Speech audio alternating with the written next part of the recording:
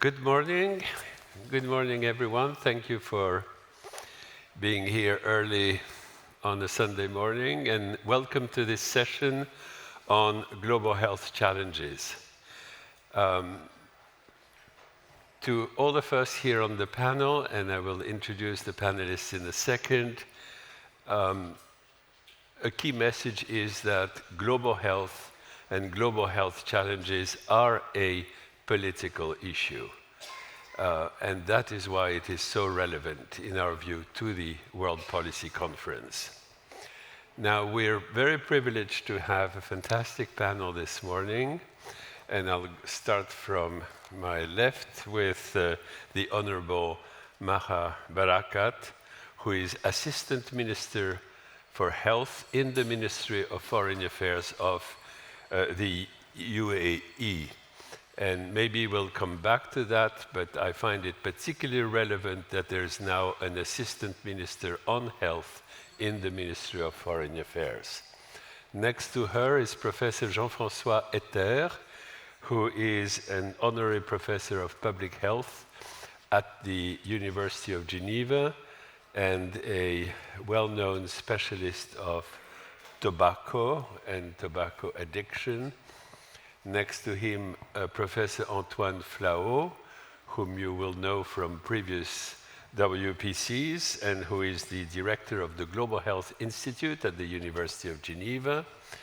And next, Yoshiyuki Sagara, who is a Senior Research Fellow at the Institute of Geoeconomics and the Asia-Pacific Initiative in Tokyo, Japan. And last but not least, Dr. Juliette Tuakli, who is a distinguished pediatrician and who is here in her capacity as Mercy Ships International Ambassador for Africa. So we will have different perspectives, different geographic and thematic perspectives today. Let me start thank you. Yes, by first bringing back to this panel the issue of the COVID pandemic. If you remember, health came in the WPC in the very beginning of the pandemic, when Thierry de Montbrial organized a special session on the pandemic and its political and geopolitical relevance, which was a video conference at that time because of the circumstances. And since then, for 3 consecutive WPCs, 22, 23, and now 24, we are having a health session.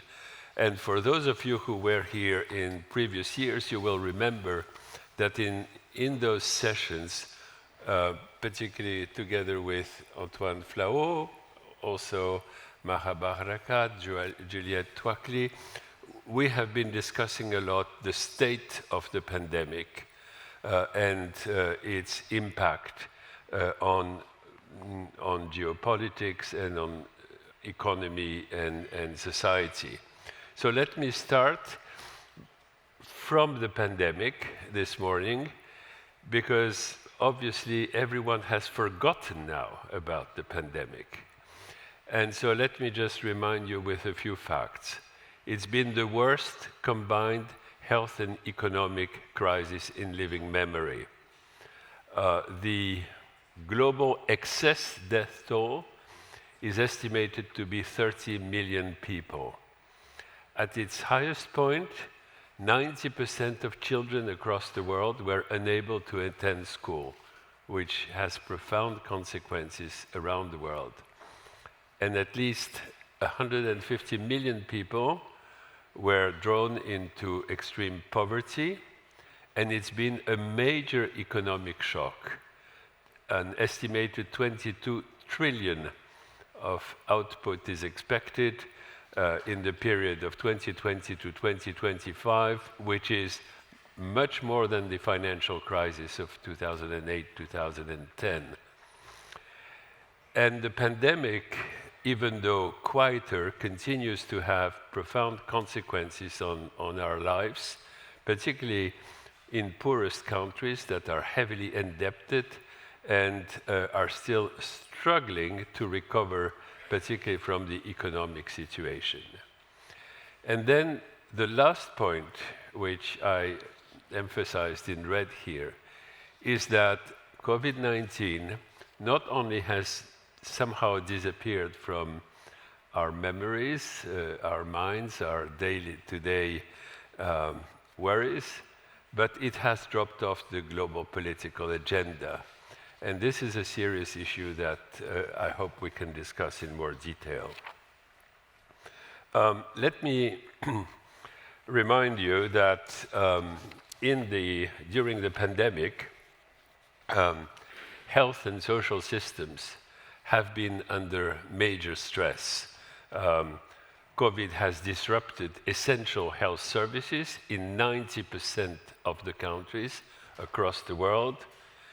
There's been stark inequalities in access to vaccines that left large parts of the world exposed to COVID-19. And there has been huge gaps in social protection that have resulted in widening inequalities. And that has been in low and middle income countries as much as in high income countries, for example, in the US, where the epidemic has been catastrophic, particularly because of the lack of proper social protection. And these inequalities, both in health systems and in social protection, during the pandemic, I believe has had profound implications until now for health, economic progress, trust in governments, social cohesion, and geopolitics.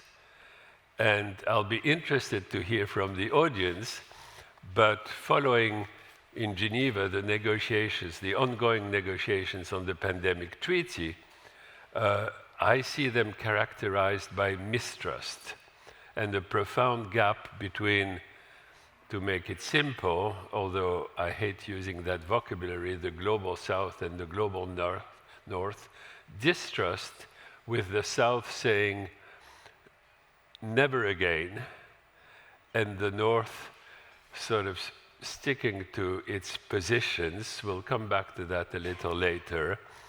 But distrust, polarization, which we also see in our societies, and a lot of it has to do with the pandemic and its sequelae.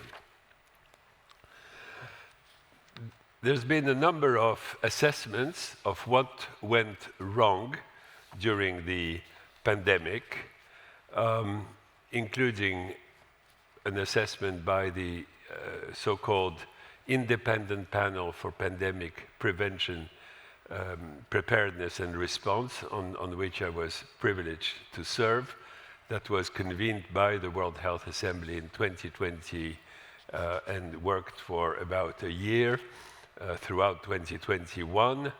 That panel and a number of other panels, including panels from academia, all basically agreed that averting another pandemic is a challenge that can be solved.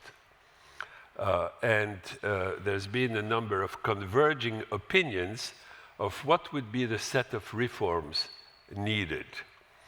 And that's what I'm showing on this particular slide. So everyone was agreeing somehow that we need better internationally agreed principles, rules, and obligations of states to prevent, prepare, and respond to pandemics. PPPR, in our language, is Pandemic Prevention, Preparedness, and Response. And that concretely means amending what is called the International Health Regulations. You've heard about the International Health Regulations. This is, for example, where how much WHO can come to a country where an outbreak is appearing to investigate the nature of that outbreak, how much WHO has freedom or not versus national sovereignty to investigate an outbreak in a country. That's part of the international health regulations. And then there was a suggestion that a binding treaty is negotiated on pandemics and pandemics preparedness, called the Pandemic Accord or Convention or Treaty. There's still no agreement on how will that be called, but very importantly, a binding agreement for countries, a treaty. Then, in order to address the inequitable access to vaccines and medicines that we saw during the pandemic, agree on a pre-negotiated system. Because what happened during the COVID pandemic is that everyone was taken by surprise and we had to adapt. So there was a race for vaccines that was, as you know, very successful, with about the same time, within a year, vaccine in the US with the mRNA vaccines that you know of, vaccine in China, vaccine in India, vaccine in Russia, then Cuba, a number of vaccines that appeared within a year or 14 months. And then there was a huge race for access to these vaccines. And the whole process was, we all agree, very messy. So there's a need to actually pre-negotiate in advance of a potential pandemic. How would the world proceed in this area?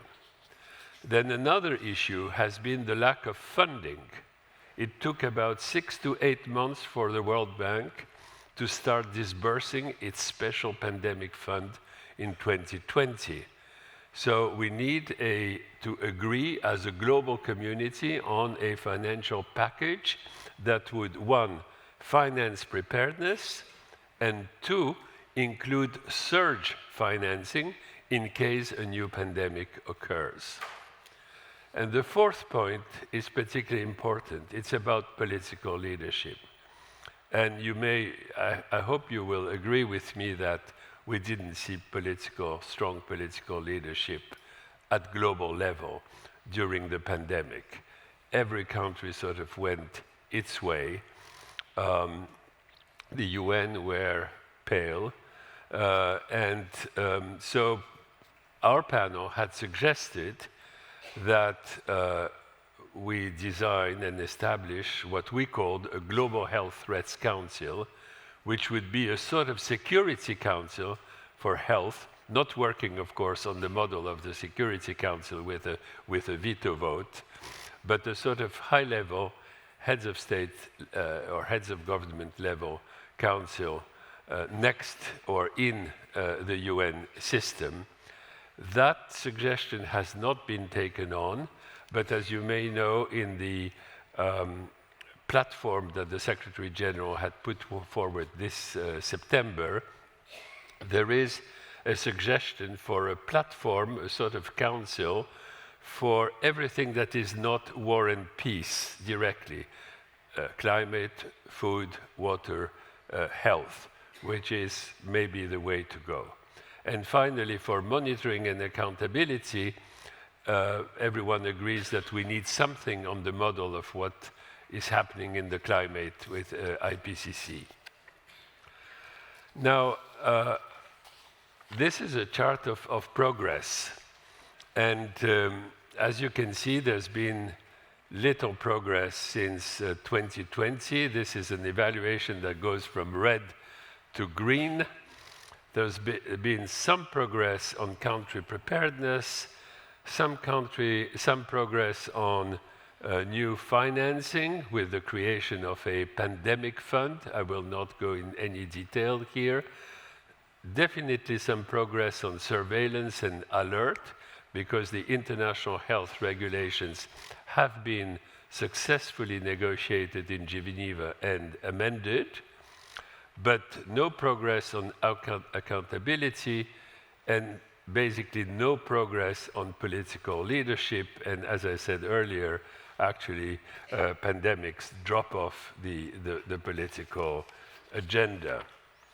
And so my message here is that in 2024, the world is not ready for a new pandemic threat, and some of it became obvious with the Mpox pandemic that erupted in 2022, but with a new outbreak a few months ago in the Democratic Republic of Congo that spread to neighboring countries.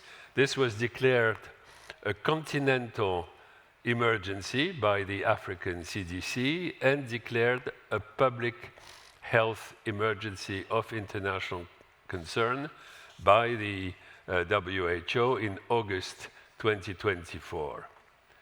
We know that there are several 100 million doses of vaccine available in stock in rich countries for Mpox. And while the African countries and Africa CDC says we need at least 10 million doses urgently, at this time, only several hundred doses have been pledged as donations by the EU, by the US, by Gavi, the International Alliance on Vaccines. So we're seeing a very similar picture to what happened in COVID in terms of inequities and delays in access to vaccines.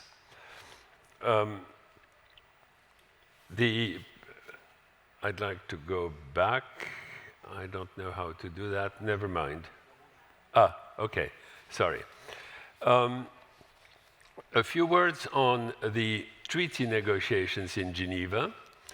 These have been now going on for 3 years, with 12 sessions of the International Negotiating Board, and they haven't reached an agreement. Originally, the deadline that was set was May 2024, then it was pushed to December 2024, now it's been pushed to May 2025, most likely, but no agreement could be reached for 3 years. And you may be surprised by this, since we thought that the world would sort of learn about how urgent it is to act and to come together. But the negotiations are not, although progress has been reached in the last few months, but still no agreement. And there are still very sensitive issues not resolved. For example, let me say, the EU wants an annex linked to Article 4 of the treaty, which is on pandemic prevention, an annex that outlines clearly countries' responsibilities to prevent pandemics. But the Africa Group is reluctant to agree to what would be costly responsibilities that they wouldn't be able to finance, and it wants in exchange an annex to a system promoting a system that is called Pathogen Access and Benefit Sharing, or PABS. What is PABS? Is that the Africa Group wants a preferential access in the future to any vaccine or drug that would be developed from the genome of a pathogen, or from data on a pathogen that they would provide when they identify a new outbreak. And of course, this is sort of anathema to the pharmaceutical industry and to the US and the EU at the table of the negotiating table. So at this time, my assessment is that negotiators are tired after 3 years, but the future of pandemics and somewhere the legitimacy of WHO are at stake here. But the new unknown, of course, is the US, because the next 6 months of negotiations will already happen under the Trump administration, and there's a lot of unknown there. Will the Trump administration withdraw from WHO and from the negotiating table? Or would they somehow be inflexible in negotiations on issues such as intellectual property or PABs? We don't know. So I've summarized this, what I see as key challenges to multilateralism in global health at this time, and I'm sure for those of you working in other areas, you will find very similar features. The problem is now the increasingly polarized political nature of global health agendas, what I call the clash of norms and ideologies, that is basically distrust in science and ideology prevailing on science, the rise of sovereignty and nationalism in the face of a world that is increasingly interdependent. For us in health, the power of global industries, the food, the soda, tobacco, we will come back to that, and an overall weak global governance. And the problem is that the probability of a new pandemic is high. It's not a matter of whether it will occur, but a matter of when. And this is a slide from a very recently published expert panel in the Lancet Commission, called Lancet Commission 2050. And as you can see, it says that there is a 23% event that a pandemic of the scale of COVID will occur in the next 5 years. I let you read the other numbers. A probability of 80% within 25 years that something over 1 million deaths will take place. So to conclude, let me just make 2 points. One is that health is an important issue for the foreign policy agenda. Health is a geopolitical issue, and we see it every day in the negotiations in Geneva.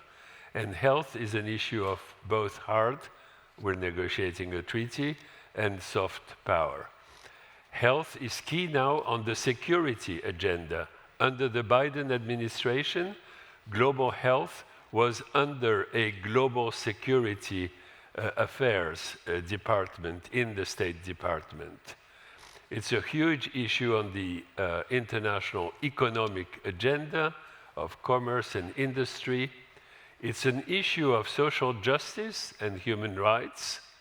And of course, it's an integral part of intertwined, interconnected crises and challenges that we face: food, climate, energy, water. And we heard yesterday from our Brazilian representative on the panel that it will be a key issue on the G20 agenda of the BRICS for the coming year. And I added there that for 3 years now, it's been on the WPC agenda, which is a clear symptom that it is indeed taken as something important for the foreign policy agenda. And what we are to cover in global health are a number of common issues that the world can only address by coming together as an international community. No one country can solve these issues alone. And I've listed some: pandemic prevention, preparedness and response, HIV, tuberculosis, malaria that are ongoing pandemics, polio eradication, antimicrobial resistance, increasing epidemic of obesity and type 2 diabetes, the social, economic, commercial, political determinants of non-communicable diseases, synthetic drugs that are now a common problem to the world, the digitalization of health, the role of AI and regulating AI for health, and the issue of global health governance. So with this, we will now would like to turn to the panel and address some of those issues. And I would ask Antoine Flahault to come first, Antoine, if I may, and talk us about these issues from the perspective of prevention and how much the world has been focused very much on responding sort of therapeutically to diseases rather than looking at prevention. Antoine. Thank you, Michel, and I also take advantage to thank the organizer, and particularly Thierry de Montbrial, for having invited me to give an overview on prevention in these 10 minutes. Maybe our greatest success in prevention is the eradication of smallpox. You know, smallpox has killed 300 million people during only the 20th century. And if smallpox is eradicated today, we owe that probably to the Soviet Union. The Soviet Union delegation came in 1958 at the World Health Assembly, the governance organ of WHO, of the World Health Organization, to propose the eradication of smallpox. Everyone was laughing. In the midst of the Cold War, the Soviet Union asked to eradicate a disease which killed 300 million people in 1 century. And in fact, it was a great success. After 20 years, it was totally eradicated from the planet, thanks to the multilateral involvement and commitment of the states, of the United States, of the European countries, of the Soviet Union at that time. So it was a real success. And to some extent, we could say that the vaccines, and because smallpox was eradicated due to an effective and safe vaccine, the vaccines were a success story in the world. And here on this slide, you can see the effect of prevention. Prevention with vaccine is acting like a filter on disease. When you implement it, it's a kind of miracle, because after a couple of months or years of deployment, the vaccines, the prevention succeeds to eliminate the disease, to prevent any new occurrence of this disease. And it is how an effective prevention acts. We can see the effect of prevention in the dramatic decline of child mortality everywhere in the world in the last decades. In less than 75 years, you have seen everywhere in all continents a dramatic decline of child mortality. Of course, it is due to vaccine, but not only, it's also due to the increase in income of all these countries, even in sub-Saharan Africa, and also to the multilateral efforts, combined efforts to fight against child mortality, and also, of course, of education. However, there are some room for progression in the coming future. Cholera. You know, from 1 century now, we know exactly how to fight against cholera. We don't have any risk of cholera in Paris, in London, in Berlin, in Geneva. But not everywhere in the world. Yes, in Abu Dhabi, we do not risk cholera. In fact, cholera is coming in all these cities, probably on a daily basis, in the guts of travelers coming from contaminated countries. But due to sanitation, just not to vaccines. Very few people in this room is vaccinated against cholera. Without any vaccines, since 1 century, we know how to eliminate cholera. But there were no Soviet Union delegation, neither Swiss or German or European or Arabic delegation proposing to the World Health Assembly to eradicate cholera from the planet. Why? Same for malaria. You have some islands, in Caribbean islands, which are under the French governance, which have succeeded totally to eliminate malaria. Same in Indian Ocean. But a few miles from these islands, malaria is killing children, is killing people. We have not achieved the job. We have not eradicated malaria. When now we have vaccines, we know how to eliminate it, we could eradicate it. So prevention has a lot of rooms for progress. And air pollution. You could say that air pollution is equally distributed in the planet because it's atmosphere. No, it's not true. We are still selling fossil fuels which are not well purified and which really intoxicate population in sub-Saharan Africa, in India. And all these fossil fuels are generating air pollutions which is killing, which is tapping on life expectancy. But not only, which is also provoking cognitive disorders when aging, Alzheimer's disease and dementia. So it is possible also to reduce the risks through prevention. And prevention here is not a matter of doctors, because air pollution is more a matter of many other sectors of the society.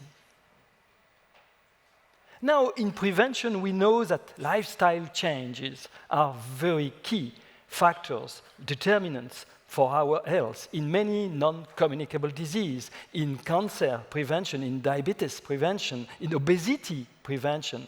And healthy diet has been clearly proposed and defined to really change our lifestyle in terms of diet. And it could save a lot of lives. We could save 10 million premature deaths per year just by embracing healthy diets according to some dietitian or nutritionist which proposed healthy diets. And it would have what we name co-benefits, very huge benefits to the planet. You know, 37% of the greenhouse gas emissions are produced by the food and agricultural sector, and 80% of them only for livestock. So by reducing our red meat, we could save our health and save the planet and the climate. Fighting against sedentarity through active mobility, taking public transport, biking, walking, just walking, 20 minutes a day will double our healthy life years. So it's not about prolonging life, what I'm mentioning, it's just prolonging the healthy life years within our life expectancy. And that can be achieved by active mobility. Well, prevention is not an easy job. Most of us do not like this change in lifestyles. We like alcohol, tobacco, junk food, not so healthy diets, sedentarity, and we often prefer pills and surgery to fight obesity, diabetes, hypertension, cholesterol, and so on. Yes, we should be pragmatic. All these drugs or surgery are very effective also and could be good partners to fight against this disease and to help prevention.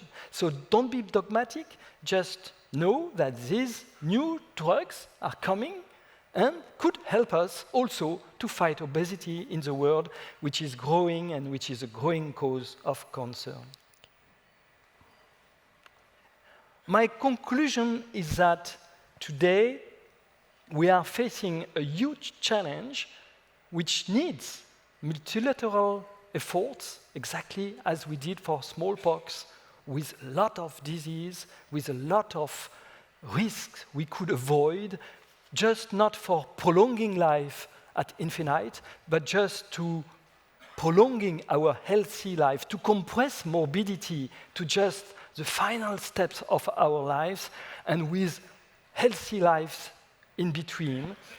But also, because of that, if we do not have to cure seniors for non-communicable disease, we will save a lot of health expenditure. Today, we dedicate 95% or 97% of our health expenditure to cure patients, to hospitals, and not to prevention, to prevent, to avoid disease to occur. We could reduce the shortage of healthcare workers, which occurs everywhere in the world. Because if we do not suffer from this disease, we will not need any healthcare worker to take care of us. And that will benefit the planet and the climate change. So a lot of to learn and a lot of to win with prevention. And thank you for your attention. Thank you, Antoine. I'm now turning to the Honorable Maha Barakat, and coming from the host country of COP28, she will focus on the intersect between health and climate change. Maha. Thank you. Thank you very much for inviting us again to participate in this very insightful Congress, actually, and we're very grateful. I will argue that health actually is a critical component of climate change, and much of what you've heard already, be it pandemics, be it effect on water and so on, much of it can be encompassed under the umbrella of climate change. So many of the global health challenges that we have to deal with today can fall under the causation of climate change or become much worse because of climate change. And this slide really is a summary of how climate interacts with health. So climate is a health crisis. The climate crisis is a health crisis, and that's been stated on a number of occasions by the WHO. And this chart really summarizes the relationship between climate and health. The graphics has come from the WHO directly, so this is something you can all seek from the WHO website. And if we can just concentrate on the diagram at the bottom, I'll just go very briefly through all the elements of how climate will affect health, both in terms of inducing illness or causing death. And it's been estimated that by the end of the century, climate change will probably be taking over 9 million lives every year directly related to the climate. So it affects extreme weather events, and we've just seen recently in Spain and Valencia the devastating effects of that. There are heat itself. Just having too much heat can cause heat stroke and other issues. Respiratory illness, an increasing burden of asthma, lung cancer, chronic obstructive lung disease. We have waterborne illnesses. We've just heard about cholera, and there are others, for instance, polio. There are zoonoses, so these are diseases that start in animals and jump into human beings. And many of the epidemics, and for instance, the pandemic that we've just had was a zoonosis, something that started in an animal that jumped into humans. So that relates to COVID-19, certainly relates to also Mpox and to swine flu, avian flu, and all of these influenza viruses that started in an animal and jumped to humans. The next diagram is vector-borne diseases, and two of the very well-known vector-borne diseases are malaria and dengue. The four that I've just mentioned, or the three that I've just mentioned, the waterborne, the zoonoses, and the vector-borne, these three will be the cause of the next pandemic. One of them or all of them will be the cause of the next pandemic. And they certainly significantly contribute to antimicrobial resistance, because the more fevers, the more people will be prescribing or taking or self-prescribing antibiotics. So I think these disease-inducing factors that are made much worse or even caused by climate are going to be causing much of global health issues, including things like antimicrobial resistance. Then we have food, obvious things, lack of food, lack of water, non-communicable disease, and we heard a little about that now, but we'll hear more from our next speaker. Then you have mental health. You should never forget the impact of climate change of mental health. For the purposes of my discussion today, I'll just focus on two of the elements. I'll focus on vector-borne disease and air quality. So what do we mean by vector-borne disease? So vector-borne disease really is some virus or parasite that sits inside another host, and usually a flying host like a mosquito, that goes then to bite a human being and then inserts its disease into the human being. And the most well-known is the mosquito. The mosquito is very good at taking something, circulating it in its own system, and then squirting it into a human being when it wants to feed. And there are different types of mosquitoes. We all know about the one that causes malaria, and that genus is called Anopheles. So that's the Anopheles malaria. But there are others. The Aedes genus causes dengue, and then we have the Culex that can cause West Nile fever. These are responsible for millions of deaths, and historically you'll find evidence of malaria from pharaonic times. So these are not new diseases. The malaria is not a new disease. It's been around for centuries, and climate change is going to make it worse. This scene is all too often seen in rural areas of Africa. Over 90% of malaria burden is in Africa, and you frequently see these tragic scenarios of children with cerebral malaria, and this has a very high mortality rate. In last year's World Malaria Report, there were an estimated 608,000 deaths from malaria, an entirely preventable and treatable disease. 608,000 deaths, mostly children under the age of 5. And that number is going to become almost 1 million in the next 4 years. This is a disease that continues to kill children at staggering rates. And more children died of this than they did from COVID, because they had a febrile illness. They thought it was COVID and they were sent home, when actually it was malaria and it should have been treated. This is a worrying escalation of the malaria problem in Africa. There's a mosquito species, Anopheles species, called Anopheles stephensi, which didn't used to be in Africa before 2011. And all of a sudden, with global warming, it seems to have migrated into the African continent. And the problem with this species of Anopheles is that it likes to bite during the daytime, and it seems to be resistant to several important insecticides. So the current mainstay of preventing malaria in Africa, the bed nets, so people sleep at night on the bed nets and using the well-known insecticides.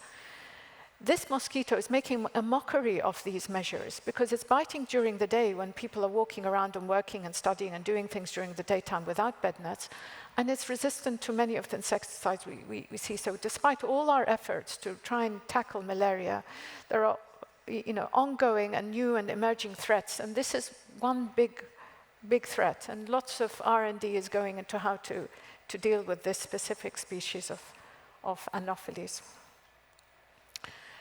We move on to dengue. This is another mosquito genus. It's Aedes. And if you can see how Aedes has transitioned through the centuries, through the decades. So in the top slide is 1950, then we have to 2020, then we have 2050.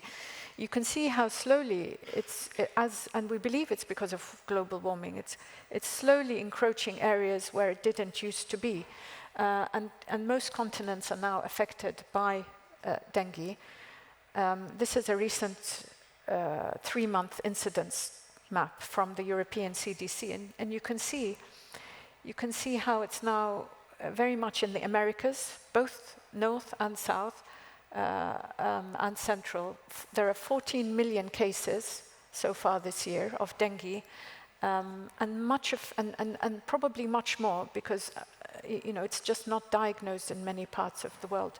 So again, dengue, and why are we worried? You think, well, it hasn't killed many people, it's only 10,000 deaths. The problem is we don't have any treatment for it, and we don't have any vaccines. And this is getting worse. As the world gets warmer, this is getting worse. So again, watch this space with climate change and vector-borne disease. We can move on now to air pollution. We've heard briefly just how air pollution is affecting the world. These are just 2 recent news reports last month. The left is Lahore and the right is New Delhi.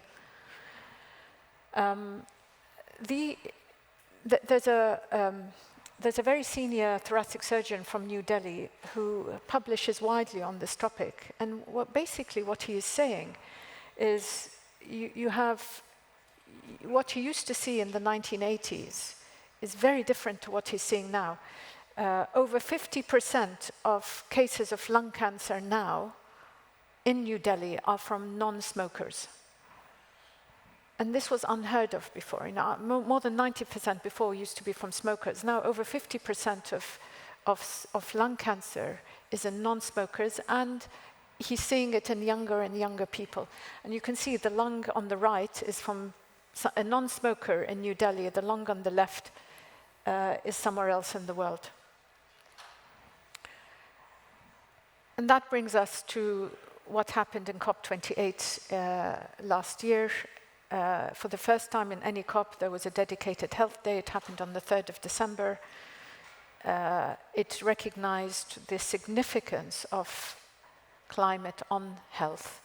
And during the dedicated health ministerial that happened on the 3rd of December 2023, there were three focus areas. One was public health measures to protect against climate change. Secondly, health system strengthening, prepare the health systems for the increasing and the ongoing climate effects. And thirdly, promoting climate responsible actions, low carbon energy sources. The WHO again has been a champion of this. And they have listed the different factors that are important in making health systems climate resilient. And we see governance, leadership and governance. This was critical in COVID-19. We all recognize the importance of leadership and governance. And that made a huge difference between the countries that were successful in dealing with it and those that were not so successful. How leadership dealt with COVID-19 was very telling. But anyway, leadership, financing, workforce, and health system strengthening, these are the key factors. A declaration was agreed and signed by over 150 countries. And I remember when we started the draft declaration, we were told by the WHO, you'll be lucky if 50 countries sign up. That would be a great story of 50 countries. Actually, by the time we had it, many more than 50, and we finally have 151 countries endorse the Climate Health Declaration. And what is the legacy? The legacy is not this declaration. The legacy ultimately will be how many lives will be saved as a consequence of the actions that started in COP28. It's all about how many lives. And ultimately, you can argue, not just in the health, everything else. How many lives will be saved? Everything that has been agreed for COP28 and COP29 and will be agreed in COP30. How many lives are you going to end up saving? and never, the financing. Financing is also important. So with this, I end my intervention, and we wish Brazil all the best for COP30, and they're already making huge progress on that sector. So thank you. Thank you. Thank you.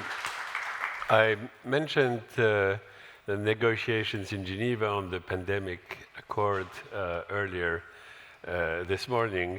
I'd like now to turn to Jean-François Etter on tobacco, because we have one success story of multilateralism, which is the negotiation of the Tobacco Framework Convention treaty in the early 2000s. And Jean-François, the floor is yours. Thank you. Slides, please.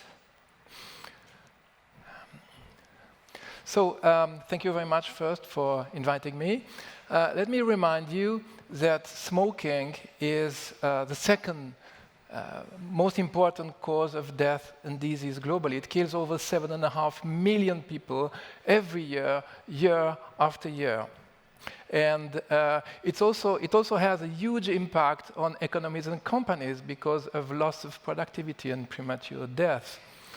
The response of the international community to this problem has been a treaty, an international treaty under WHO called the Framework Convention for Tobacco Control, which pushes for countries to adopt laws on taxes, on prohibiting advertising, smoke-free places, health warnings, treatment. And if you do all these 5 things, then you have a decrease in smoking prevalence. It's had, the FCTC has a huge effect on tobacco control in many countries. It put tobacco control on the international agenda. It also served as a model for the Paris Agreement on climate change, and also as a model for the current agreement on pandemics that is being currently negotiated. But the FCTC, as we shall see, also warns us of the risk of misguided governance, I think, and inadequate funding. This is the proportion of smokers globally over the past 25 years, and you see that it has decreased. It can be a result of the FCTC, but at the same time, tobacco use also decreased in the US or in Switzerland, 2 countries that have not ratified the FCTC. So it has also limitations. If its implementation has been slow, the national laws have not been well enforced, and of course the main threat is the interference of the tobacco industry that has always tried to block measures. It's been funded largely by philanthropies, by Bloomberg and by Gates, and this, I think, raises serious questions about the undue influence of private actors in public policies. Also, the tobacco market has changed dramatically in recent years with the constant arrival of new products in a very, very innovative sector. And I think that the response of WHO and FCTC has been, to say the least, disappointing in this field. I think the COPs, the Conference of the Parties, have failed to include many people who would have something to say about these new products and tobacco harm reduction. This is what we are talking about electronic cigarettes, like the yellow model, very popular among young people, snus and nicotine pouches. These are little bags that you put here in your mouth, sold by the tobacco industry as a tobacco product, although they do not contain tobacco, just nicotine. Heated tobacco products, a little cigarette that is heated rather than burned, sold mostly by the big tobacco companies. And these products are a replacement for cigarettes. This can be illustrated by the situation in Japan. Here, in blue, you have the number of cigarettes sold in Japan over the past 10 years or so. And you can see that the cigarette market in Japan decreased by half over 10 years. It's impressive. It should be celebrated as a public health success. But at the same time, this is not the result of the tobacco control policies like taxation. It's just the replacement of cigarettes in blue with heated tobacco in orange. So one product that does not burn tobacco replaces another one that still burns tobacco. It doesn't mean that the prevalence of smoking decreased, just the cigarette market. But still, I think it's quite a remarkable illustration of the situation. This leads us to tobacco harm reduction, an approach that is aimed at minimizing the damage of tobacco smoking rather than eliminating it. Here, quitting smoking is not the only acceptable goal. It's an approach that acknowledges that the problem is combustion. It's because you burn tobacco and inhale the smoke that you get sick and die, mostly, rather than just the nicotine. And it offers safer alternative to cigarettes to people who can't quit. Like, for instance, take people with mental health. They find it very difficult to quit smoking and to stop using nicotine, and they have to get their nicotine by other means than by smoking. So this is an approach that's important for the groups in societies that find it difficult to quit, and also for countries that have high smoking prevalence, I think. Of course, it's a very controversial approach. You have strong proponents and strong opponents of this approach. Opponents think that this approach will normalize nicotine, that it acts as a gateway to smoking, that it will attract young people into smoking, that it undermines the usual tobacco control policies, or that it is just a tactic of the tobacco industry. So a fierce debate, strong opposition of the WHO and FCTC to this approach, to the point that they do not invite tobacco harm reduction scientists to the COPs, which I think limits the ability of the parties, of the countries, to make well-informed decisions. You see that in this field, a controversy like this one, where scientists disagree and there's a constant flux of new products, it makes it very difficult to find a consensus. What are the lessons learned from the FCTC for global health more generally? I would say, first, the power of multilateralism. These problems are global, and no single country can tackle them alone. The importance of basing policies on science, and the difficulty of doing this when scientists are divided. The need to protect the policies from the undue influence of the tobacco industry, and also to provide the necessary funding to avoid the influence of external funding sources, like philanthropies, for instance, that exert, I think, an undue influence on public policies in this case. In the case of an international treaty, you need a robust governance, which the FCTC has. It's an asset. But I think it's also a liability when the governance drives an agenda that is not shared by all the stakeholders, all the scientists in the field. I cannot emphasize enough the importance of transparency and openness. The motto of people in public health is nothing about us without us. So it's quite important to include all the stakeholders, all the civil society organizations in the debate in order to make well-informed decisions and to implement policies that are acceptable to be effective. It's quite important, I think. And also, they need to be flexible and rapid and quick to respond to these challenges that are coming upon us, like a pandemic or the new products, new tobacco products in this field. Yes, thank you very much for your attention. Thank you very much. Thank you, Jean-François. We'll now turn to you, Juliette, and to bring us a perspective from the African continent, but also to remind us that when we talk about the global effort in global health, it's not only about the public sector, it's also about moving forward with public-private partnerships. Good morning, and thank you, Dr. Thierry, for the invitation to return to WPC. This is a wonderful opportunity again to be amongst colleagues and friends. Well, Africa comprises 55 countries, each with their unique challenges, opportunities, and health issues. And so I can't speak about the whole continent, clearly, but I can perhaps allude to certain trends that are occurring that are consistent and have been recognized as effective. Michel had mentioned earlier how after the pandemic, we found ourselves really in a rather sorry state. And I'm glad to say that we have shaped up our CDCs. We have 5 CDCs on the continent. They've become more proactive.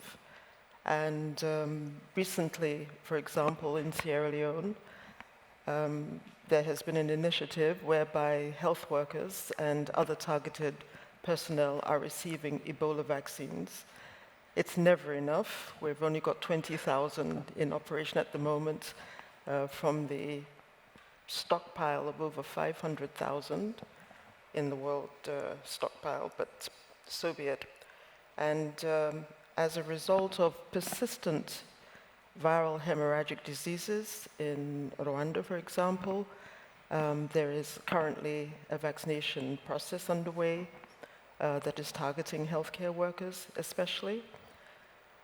We still have an underappreciation of some of our cultural practices, and I say that to mean that we don't institutionally always remember our traditional health personnel, who are in fact often the first people that sick people will go to with various illnesses, or after they've not been cured by the other methods.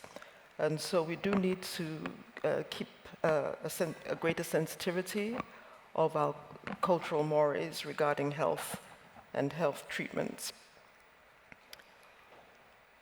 And also, in the continent, we still have the problem of access to sanitation and clean water, which came up earlier.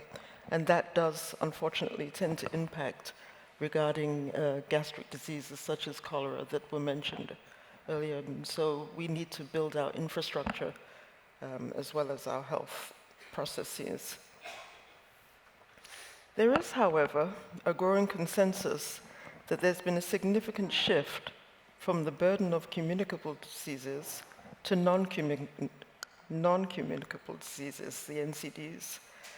And we currently have rates of stroke, diabetes, and cancer soaring, even in the poorest countries on the continent.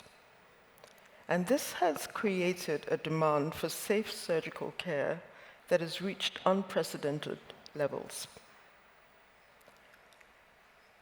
Securing funding for surgical care has been proven to be a little more difficult than receiving funding for more communicable diseases, obviously, because of the acute nature of infections.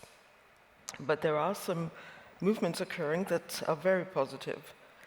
Recently in Kigali, there was a pivotal Pan-African Surgical Healthcare Forum that brought together health ministers and professionals from all over the continent.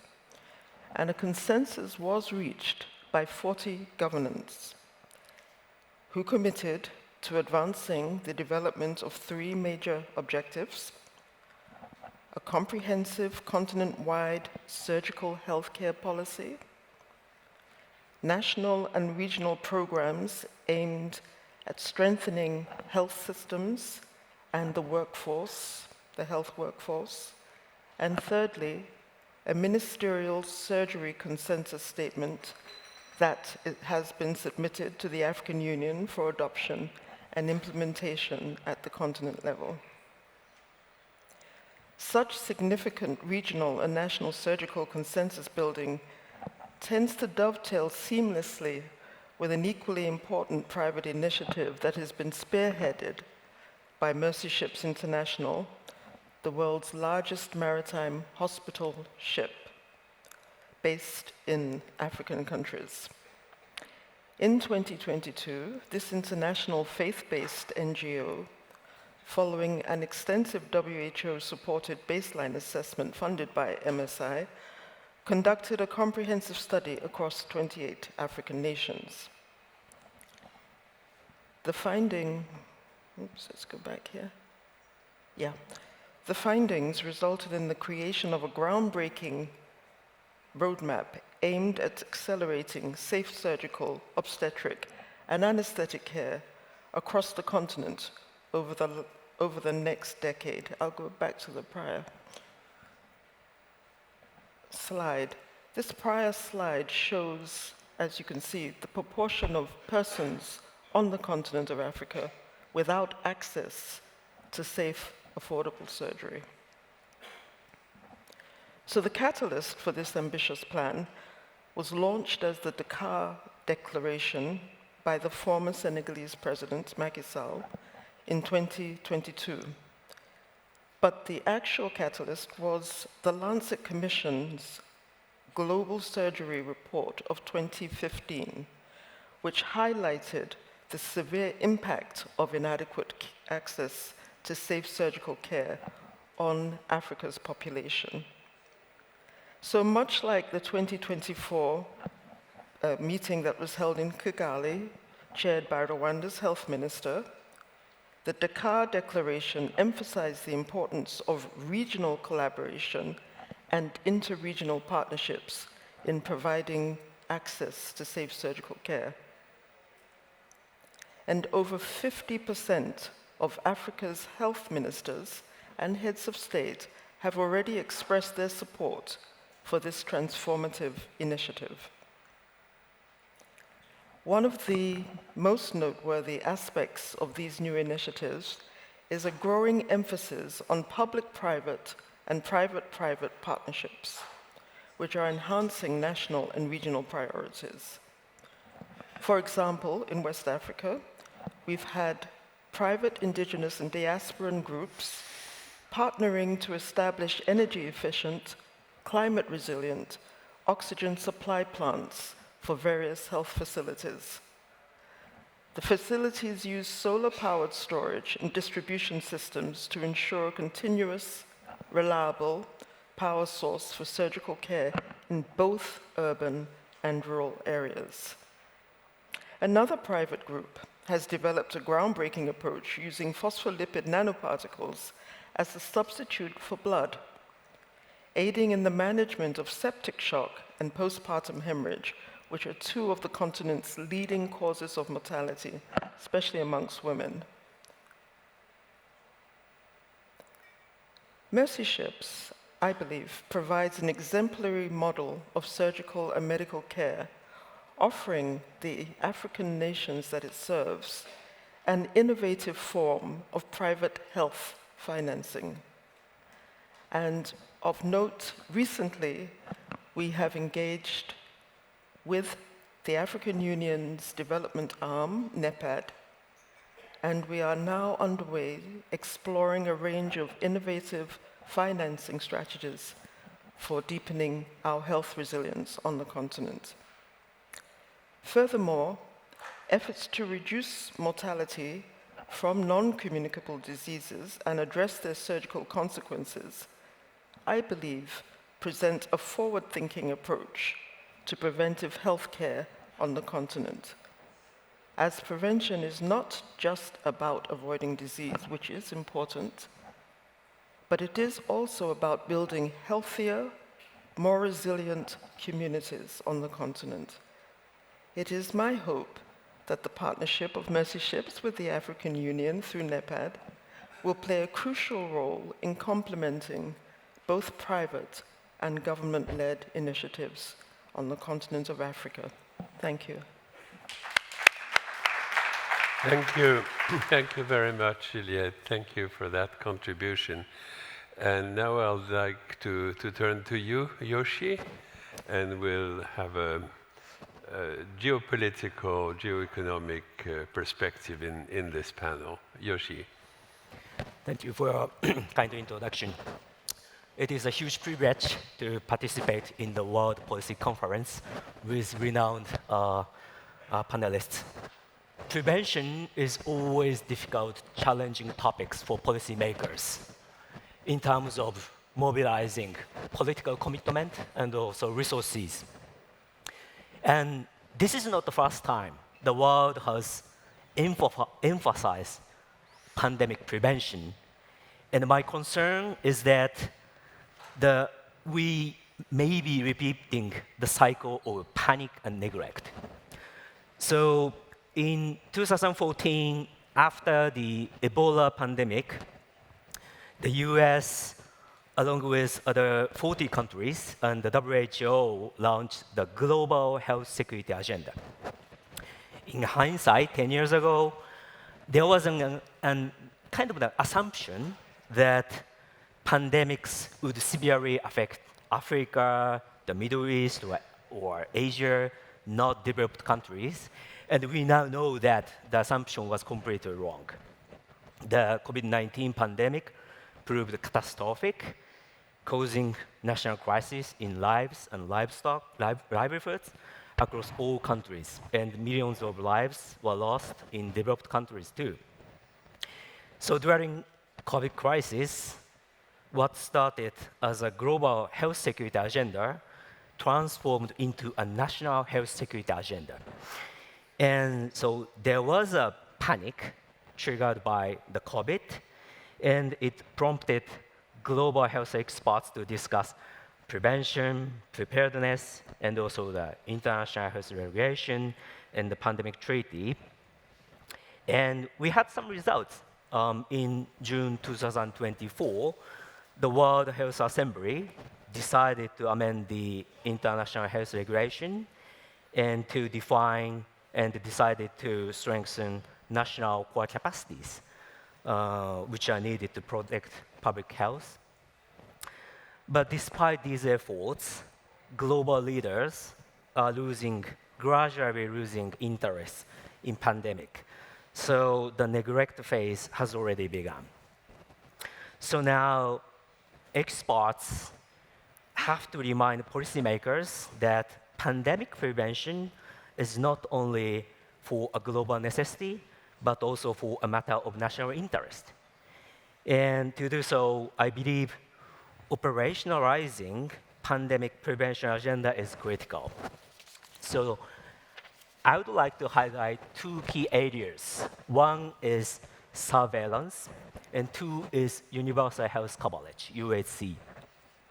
And I'd like to share some experiences from Japan, because you may know that in Japan, 30% of its citizens are over 65 years old. So it's very aging society, but despite the world's highest senior populations ratio, during COVID, Japan's COVID deaths per million were among the lowest in the G7 countries and also second lowest in the OECD. And I think surveillance and the UHC played a critical role in such outcome.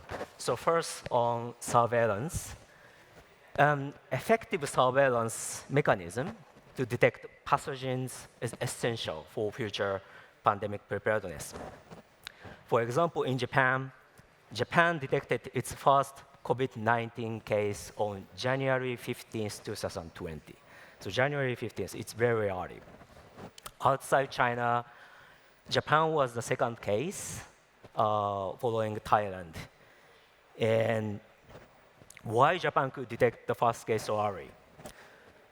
One reason was that the Olympic.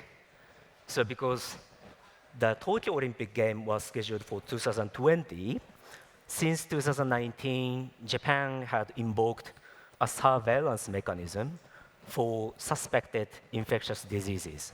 So if doctors find any suspicious cases, they were advised to report to local health centers.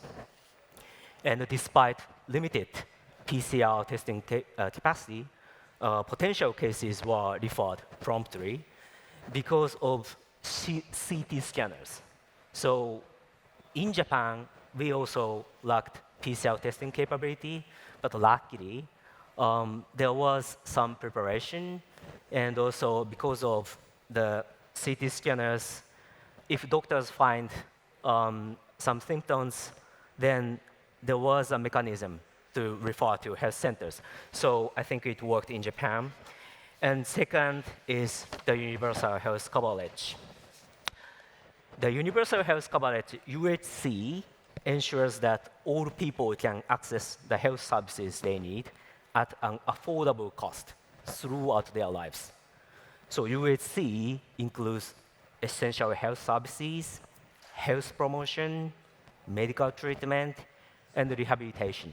So in short, easy access to medical services can prevent the spread of outbreaks and also save lives. And I have reviewed joint statements from major summits this year. So for example, the Puglia G7 leaders communique from Italy, and G20 Rio de Janeiro leaders declaration from Brazil, and the BRICS Kazan declaration from Russia, and the Pact for the Future agreed in the Summit of the Future in New York during this year's UN General Assembly High-Level Week. All of these documents underscore the importance of promoting UHC. So there is some political commitments to promote universal health coverage, and UHC is a foundation for national capacity to save lives. However, maintaining UHC requires significant investment. And because easy to access hospitals and affordable care, it requires a lot for the government for investment. So for example, Japan's case, Japan's social security expense account for almost 24% of its GDP. And given the security situation surrounded by Russia, North Korea, and China, Japanese government is aiming to expand its defense expenditure. But the target is around 2% of GDP. So in Japan, Japan spends around 12 times of defense spending to its social security. So it costs a lot, and this investment requires a lot of efforts, but it worked during COVID. So what Japan is now doing is to share those experiences from UHC, and in collaboration with the World Bank and WHO, Japan is now establishing a UHC knowledge hub in Tokyo. So I'm hoping that those Japanese experiences can help the world to have better knowledge and also have to learn some lessons and also even failures from some countries. So as the UN Security General Guterres said, no one is safe until everyone is safe. So in order to protect our citizens and promote prosperity, global health is critical. And we have to remind policymakers again and again and make the proposal to be much more relevant to policymakers. And to do so, sharing best practices and lessons learned between nations to strengthen national prevention capacity is critical to prepare for future pandemic.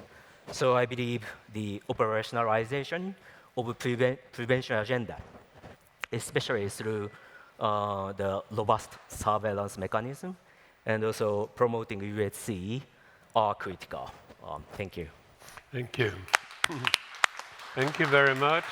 Thank you, Yoshi, and thank you for bringing forward the importance of this concept of achieving universal health coverage. We have time for a few questions. Thank you. So I see 3 hands. Let's have the 3 questions and then we'll turn to the panel. Yes, please, the gentleman. Stan Gozon, Capgemini, 1 comment and 1 question. Comment, it looks like prevention has a very, very strong business case, stronger than I thought initially. And you think, why are the richest countries not looking at these issues from a financial perspective? Second question. Mr. Etter, you mentioned that philanthropy as a source of financing, those creating potential issues. Could you please elaborate on that? Thank you. Madame, here in the first row. Yep. Yes, hello, I'm Nahida Nakad, living here, but originally from Italy. I have a question for Dr. Barakat. You've spent a lot of time in Gaza over the year. I would like to know if the effects, the health effects, we all know what happened, but how do you assess the health effects, not only for Gaza, but would they spread? Thank you. Jacques? Jacques Biot from Joburg. Question to all the panelists, congratulations for your presentations. We've heard from the conference that all countries should increase their defense expenses to 2-3% in the current world. We all know that education is needing a lot still of funding.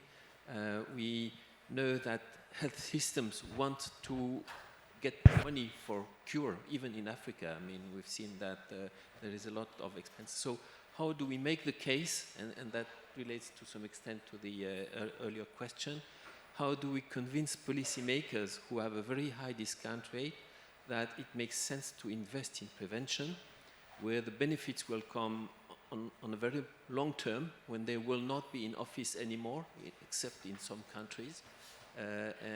So how do you convince them that they should spend more money on prevention? Thank you. And there's two more questions, yep. And then we'll turn to the panel. Thank you very much.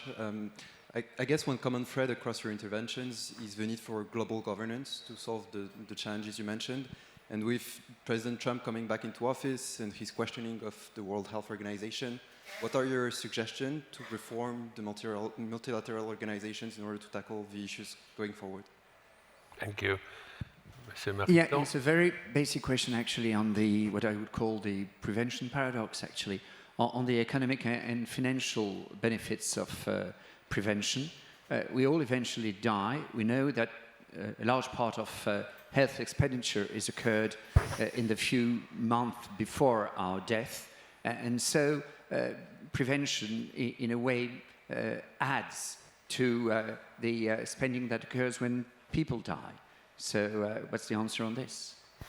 Thank you. So let me turn to the panel. Maybe, Maha, we'll start with you. There was a specific question addressed to you. And thank you for the question regarding Gaza. So the United Arab Emirates has done quite a comprehensive humanitarian set of initiatives to help the humanitarian disaster that's happening in Gaza. We've flown out over 2,000 of the sickest patients with their companions. These are children who've been injured with amputations and people with cancer for whom there is no treatment. So for over a year, anyone with cancer, either midway during treatment or just diagnosed, will have had no treatment and they would have died. So these individuals are now in Abu Dhabi receiving treatment in several of our hospitals. But the United Arab Emirates has done other initiatives for those that we can't fly out, because although these are 2,000, remember, I mean, it's estimated that over 90,000 people are injured, of whom the WHO says at least 12,000 are severely injured, needing urgent treatment now, and who will either die or suffer irreversible severe disabilities going forward. So the numbers are enormous, and the United Arab Emirates is doing what it can. So for those that we can't fly out, we send in humanitarian and medical assistance. There's a field hospital inside the southern strip in Rafah that has 200 beds. There's a floating hospital just on the other side of the Egyptian border that has 100 beds for those that are able to get through. There's humanitarian assistance. Thousands of tons of aid is getting in either by land or by sea or by air. So we continue to try and do what we can. His Highness the Foreign Minister negotiated a Starlink high-speed internet for the field hospital inside Gaza, so that there could be medical video conferencing with the doctors there to help treat the patients real time. So there are many initiatives, and yes, it's beyond tragic. I think I've personally run out of superlatives to describe how bad the humanitarian situation is. Thank you. We're now at the end. I see 000 have so a brief answer, a quick comment from you, Jean-François, and from you, Antoine. There were several questions around prevention. Yes, about funding, several questions. I would say that if you have an international treaty, then the parties to the treaty should fund it rather than rely on philanthropies, because the philanthropies, Bloomberg in this case, have different agendas, and there's no reason to let them. And to answer the point of the gentleman here, we just can't afford to have so many people costing to the healthcare system because they have diabetes or lung cancer, conditions that are completely preventable. It just costs too much, so prevention doesn't cost. And the point that you mentioned, that for instance in Geneva, the last year of life will cost on average 50,000 francs in healthcare. This is a different point. It's an ethical issue of whether, when we should say stop giving chemotherapy. Half of the people with cancer die with an ongoing chemotherapy. So it's pointless. It just decreases their quality of life. So who will say stop? Not the doctor when he's under the pressure of the family, not the patient. So it's a reflection that we should have about death and how we tackle with death and the absolute power of medicine. Medicine, well, we're all going to die. So this is an ethical, or we can also get even input from religious people here to solve the issue of the last month of life. Antoine, very briefly. Thank you. Two comments, very good questions, I think. Two comments. First of all, prevention is not expensive. Prevention is cheap, because most of the preventive measures can be self-funded. For instance, healthy diet can be funded with tax on sugar, or on junk food, or on ultra-processed food. Tobacco reduction can be funded by taxes on tobacco. And we know that taxes on tobacco is a virtuous circle. The highest the taxes, the lowest the consumption. Same for alcohol. So to some extent, for sure, there is a cost of prevention. Water sanitation has a cost. But who wants to drink tap water which can be polluted by cholera or other dysenteric disease? So to some extent, it is a virtuous circle. And the second point I wanted to say is about the compression of morbidity. The concept of compression of morbidity is that with prevention, we will not tap more on pension for retirement, because we will not expand the life expectancy. Again, we will just compress the morbidity, because we will save healthy life years in our life expectancy. And when you compress morbidity, most of the economic experts say it costs much less. Mm-hmm. Because just to say, if you have to, as Jean-François said, if you have to treat a cancer, a lung cancer at 60, it will be very expensive. You will do the maximum to treat the patient. And after 2 or 3 years, unfortunately, most of them will die after very expensive expenses. If you have a morbidity after 90 or 95, you will never go to intensive care. You will probably die at home. That will be much less costly. So compression of morbidity is a virtuous cycle of and benefit of prevention. Thank you very much. With this, there was a lot of information. I hope you realize the spectrum of global health challenges that we're facing in 2024. And I'd like to thank, on your behalf, and ask you to thank our panelists for an excellent presentation.